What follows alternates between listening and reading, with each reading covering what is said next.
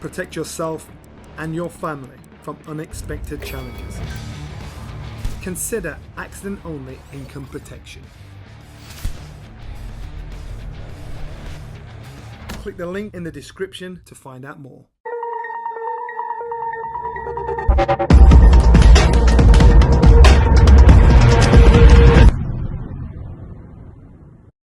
Boxing King Media in association with SaveMoreMoney.com. With me, Chris, world champion, Chris Billam-Smith. Chris, back in Bournemouth, fourth time in what, less than 24 months? Yeah, I think 18 months. So yeah, we've done all right considering we took longer than that to get down here, and we managed to get 4 in 18 months. So yeah, it's great to be back. I mean, has the mindset changed? You're now the champion. You're no longer the challenger. Just like Shane there, he's a good friend of yours. He's a mentor. He's a coach. How do you keep Chris now grounded and continue that hunger? How do you? Nothing really changes because career's not over. So for me, it's quite simple in the fact where I've got another another world level fighter in front of me Sunday. So it's prepare for them and keep looking to improve myself because I'm not a finished article, and until I retire, I'll just keep looking to improve, and that's it. It's the champion side is lovely and it's a great achievement, but I don't dwell on it because there's more achievements to be had, and I'm not universally known as the #1 in the division, so there's still goals there. So it's quite easy to stay driven, to be honest. Just going back to the Okolie fight, I know you've made a lot of sacrifices. Obviously, you spend a lot of time away from your partner, staying at Shane, staying in a rented apartment. Then you have a baby, and you come back on the weekends, maybe sacrifice that time, and then you go on and become a world champion and secure your family financially. When you've achieved that goal, do you look back and think it was all that sacrifice was worth it? Yeah, for sure. I think that the sacrifice for me is just family time. Like any missing birthdays, weddings, that thing, it's a shame. But not drinking, all that sort of stuff that people might see as sacrifice, not a sacrifice, because for me, I'm improving myself and improving my career. So it's all the hard work has been worth it, and it's nice to, when you become world champion, you sort of get that belief and trust in the process because it's got you there.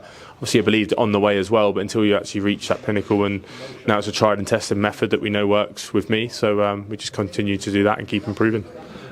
Everyone thought it might be Okolie, it might be the rematch. He did say after the fight that he will, he'll definitely take the rematch. He hasn't taken it next. So are you surprised? No, I don't know what happened there. Got told it'd be Okolie or Masanek. So we're here now, 2 days away from Masanek. So I'm sure that fight will happen in the future. Masanek's obviously been around a long time, lost once, I believe. Obviously, hard as nails. How tough is it going to be on Saturday? Yeah, 52 fights, never been dropped at world level in cruiserweight boxing is phenomenal. He's been boxing brilliant names. The fights he has lost, Dorticus, Bellew, nip and tuck fights, 115, 113 on a couple of the cards there. So super tough fighter.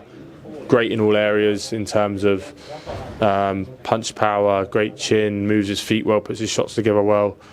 So he does everything really well. And but I believe I do as well. So it's about just sort of cementing my game plan and doing what I do well. And I believe I'm better than him in those areas. I know priority is on Saturday night, but hoping all goes well on Saturday night.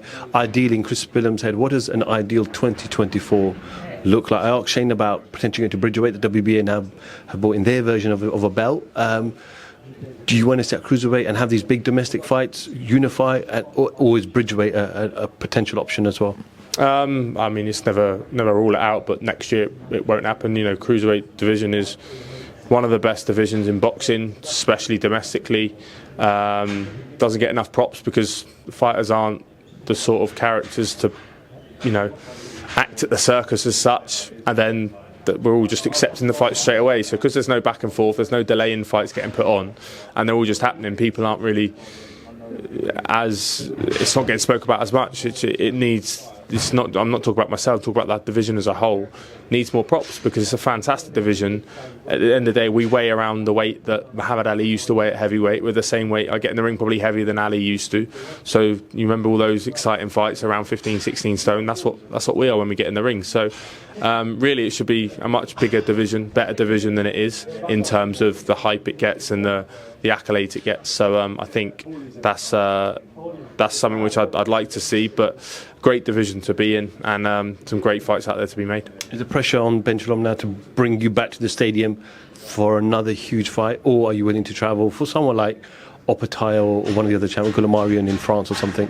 Yeah, I mean, I'd love to fight in Bournemouth. I love it here. Obviously, eventually I'd like to get a fight in Vegas as well, but if I can fight in Bournemouth, that would be my first choice always. And I think it's not too much to ask as world champion, and the tickets we've sold out in the last shows and the style I fight in, everyone enjoys coming here, and it's not a massive ask. But yeah, look, I'm not completely saying no to anywhere else, but I think it makes sense for everyone to keep fighting in Bournemouth. If the Saudis came and said Opetaia, Billam-Smith in Riyadh, a lot of millions on the line, yes or no? I mean, if it was that, or we could fight in Bournemouth for less money, I'd fight in Bournemouth for less money because I'm getting paid well now. It's good money.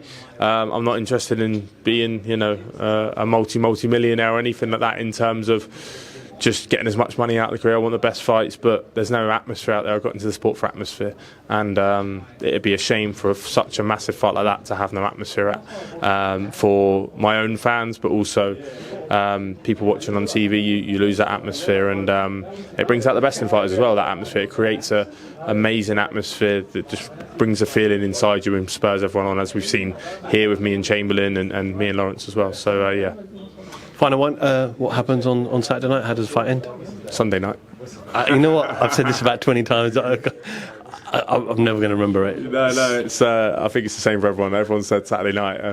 I only remember when they say it, to be honest. But yeah, it's. I think the very best me turns up, and I think I can do the best job on mass net anyone's ever done. Chris, wish you all the best. Glad to be back in Bournemouth, although cold, but nevertheless, great to be here, and wish you all the best on Sunday night. I'm sure we'll catch up with you after the fight. Awesome. Cheers, mate. Thank you. Thanks, Chris. Have you ever been stranded on the side of a motorway with a broken down car? Like me, is that something that worries you? That's where motor breakdown insurance comes in. If your vehicle breaks down, a trained professional will be sent out to get you back on the road. Or if this is not possible within the specified time frame, to transport you to your home or to the nearest garage.